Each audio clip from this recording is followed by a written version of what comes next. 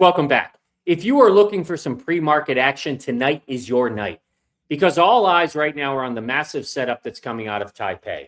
And let me pull it up and show you what I'm talking about, because just in a few hours, Jensen Huang is going to take the stage. Not even a few hours, in about 1 hour at 11 p.m. Eastern. He's going to take the stage and deliver his highly anticipated Computex keynote address at Nvidia GTC Taipei. During this address, we all expect that Jensen will unveil the next structural milestone for their next generation AI 5-layer cake ecosystem. The financial media after this and all day tomorrow is going to spend time talking about chip architectures and floating point operations. But on this channel, for me and for what I want to share with all of you guys, I'm going to listen to this speech and I'm going to try to identify the bottlenecks or the physical constraints in the market that Jensen identifies. Because NVIDIA's next challenge, in my opinion, is no longer compute alone. It's about scaling connectivity across increasingly dense AI systems. And as these AI compute clusters grow, the industry is hitting a major wall. It's not just about how fast the GPU can process data or how quickly Micron's HBM can feed it. One of the most overlooked bottlenecks right now in the market is the physical rack connection layer. And in my opinion, that's exactly why the single most important signal you need to listen for or watch for during Jensen Huang's keynote speech tonight isn't just a faster GPU architecture. It's the system level design, because NVIDIA no longer sells individual processors. NVIDIA now is building entire AI factories. And let me show you what I'm talking about. You probably remember it from his last speech overall, but you can see on the scale here, just the complexity. When you start to think about it at this scale, like NVIDIA is doing, the challenge shifts from compute alone to moving data efficiently between thousands of processors. When you bundle thousands of next generation Vera Rubin chips together into massive architectures like the Rubin NVL576, standard passive copper cables become increasingly difficult to manage as rack densities rise. This does create brutal airflow, power, and signal integrity challenges inside modern AI systems. And now, I will tell you that the critics will say that the highest end architectures bypass the problems with copper entirely because they use optical fiber. And that's absolutely true for long distances between clusters. But going full optical inside an individual rack is still way too cost prohibitive for massive data center buildouts. For many near-range rack deployments, hyperscalers are increasingly relying on active electrical cables, or AECs.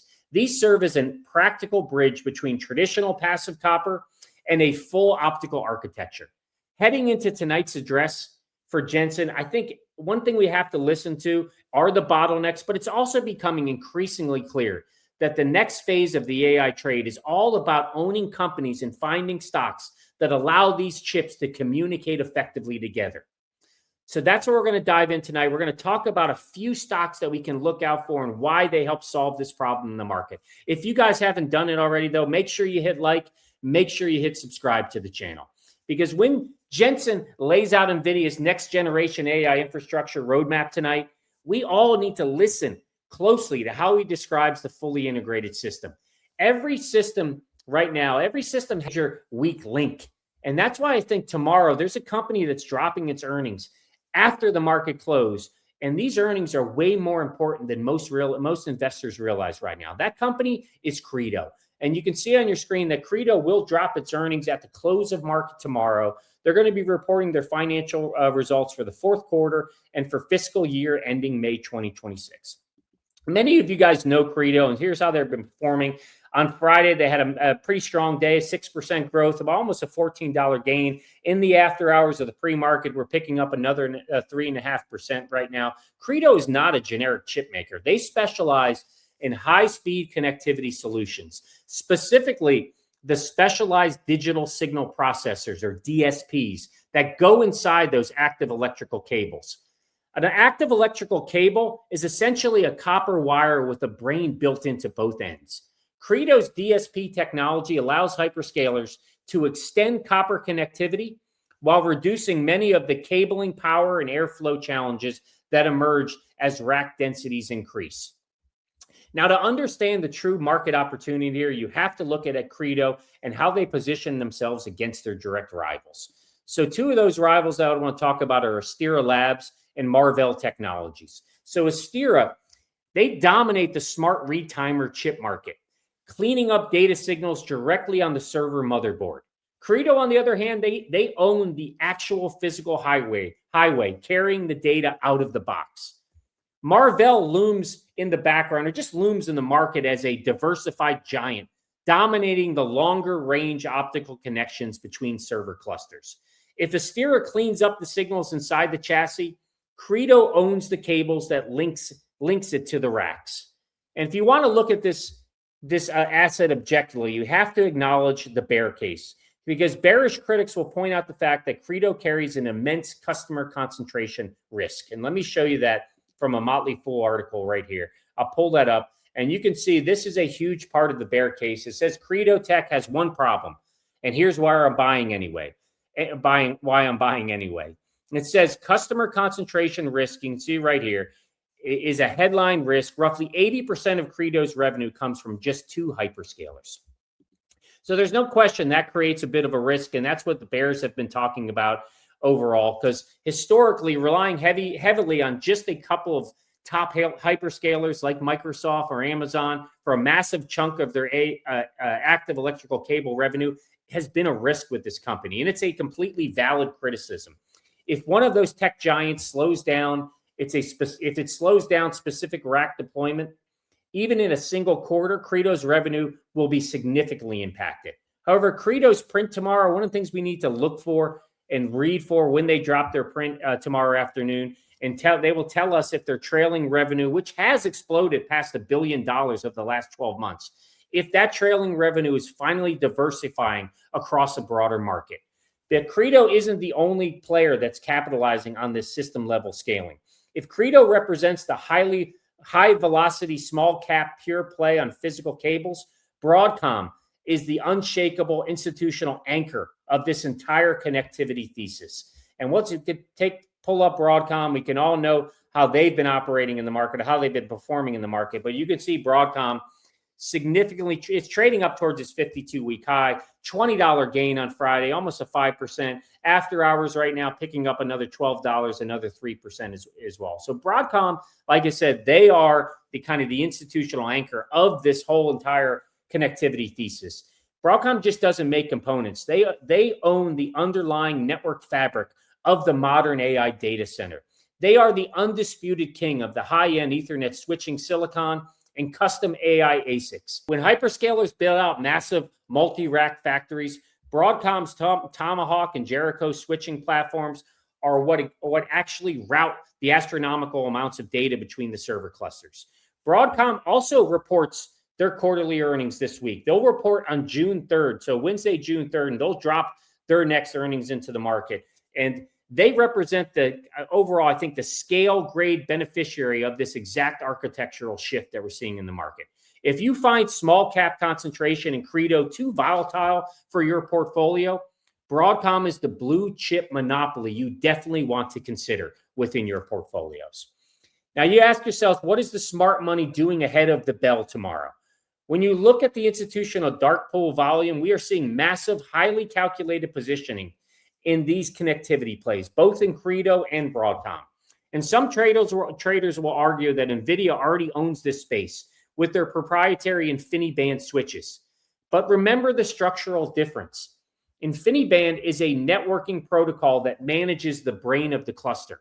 Credo's AECs, they are the physical muscles connecting the individual GPUs to those switch ports inside the tightest spaces in the rack. Broadcom, meanwhile, they provide the heavy-duty Ethernet switches that link those clusters together at the macroscopic scale. And because of this, Credo, they act as a pure play, fast-moving small cap indicator for this entire connectivity trade. However, we have to look at the valuation trap here. And let me show you this piece as well. It's a couple things I want to walk through just with regards to Credo to give you the full kind of bear and bull case overall. But you can see if you want to understand why the stakes are so high for Credo right now, there's a few things I want to call out on the market chameleon data here. The stock rallied hard last week, and it closed, you can see, at 263, giving it a massive right now, almost a 41 billion market cap. You can see it up here on the top of the screen where you see the market cap. And I want you to look right underneath that as well, because this is the valuation trap that I want to talk about. The market is forcing this asset to trade at an astronomical trailing PE of 122, and even an eye-watering price-to-sales multiple of over 38. This means that Wall Street has priced this stock to absolute perfection ahead of its upcoming earnings print. The options market knows that a violent collision is coming, which is why the 30-day implied volatility has spiked to a maximum 100% elevated risk, a level the stock hasn't exceeded all year. And you can see that right here. I'm circling on my screen. But don't take my word for it as well. We need to look at how the smart money is actually moving behind the scenes for the stock. Because when we pull up the daily block trade screeners, or we pull up the block trades for Market Chameleon, which I want to show you right now, you clearly see the institutional footprint is undeniable for the stock. Look at the exchange column on the right. It is a literal wall of dark pool data. All morning and all afternoon, institutions were systematically dropping rhythmic, identical blocks worth $1 to $1.7 million at a time, keeping their accumulation entirely hidden off the public exchanges so they wouldn't trigger a retail front-running frenzy. And right in the final seconds of trading, right at the 4 o'clock, a market on close or the closing cross, we saw a massive monster, you can see it right here, almost a $290 million trade, 1.2, almost 1.3 million shares overall, right at the 236.03. So that trade over there was a $1 billion institutional block that slammed at the closing cross in a single print. The real kicker here, though, is what happened after the bell. So let me pull that up. You can see the number of block trades that we saw right after the closing cross. Because once retail traders logged off for the weekend, the private networks lit up. Throughout the after-hour session, the whales continued crossing head positions off exchange, including a standalone $11 million block and an $8.2 million block. Notice how nearly every single one of these massive prints was executed at the exact fixed price of 236.03. When you see millions of shares quietly exchanging hands in the dark pools after the market close, anchored at a single price point like we see there with 236.03, it tells you everything you need to know. The institutions aren't guessing on the AI infrastructure cycle. They are aggressively locking in their stakes before the catalyst drops. So now that we've gone through both sides of the coin, here's your direct tactical playbook for tomorrow's trading session. First, if you can listen to Jensen's speech tonight, do it, or pick it up first thing in the morning before the market opens, because we have to look to see how the market positions itself ahead of the opening bell based on Jensen's comments on system-level architecture.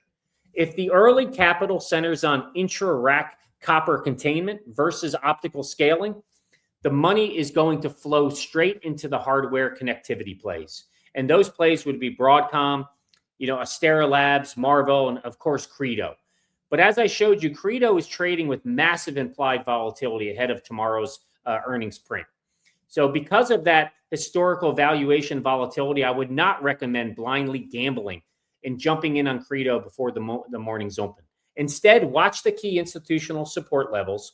And if their earnings report confirms accelerating hyperscaler demand, and a broadening customer base, Credo represents a powerful structural hold and a great opportunity potentially for an entry point if we see any bit of pullback. Because remember, a strong print for Credo tomorrow is also an immediate leading indicator for Broadcom heading into their print or their earnings later this week on Wednesday. The biggest takeaway for me from this video is Jensen Huang's keynote speech tonight is no longer about just the raw metrics of a new GPU chip. It will be a reminder that the AI race is becoming a systems race. Compute, memory, networking, power, cooling, and connectivity all have to scale together. That's why investors can no longer focus exclusively on Nvidia. The next winners may come from the bottlenecks surrounding the GPU. The trade has matured into buying the companies that make the chips actually work together. Without advanced connectivity, the world's fastest processors are nothing more than expensive paperweights. Guys, thanks for watching the video tonight. Enjoy the speech. I hope you get a chance to watch it. I'm going to be watching it here in about 30 minutes, but I'll see you tomorrow after the closing bell. Have a great night.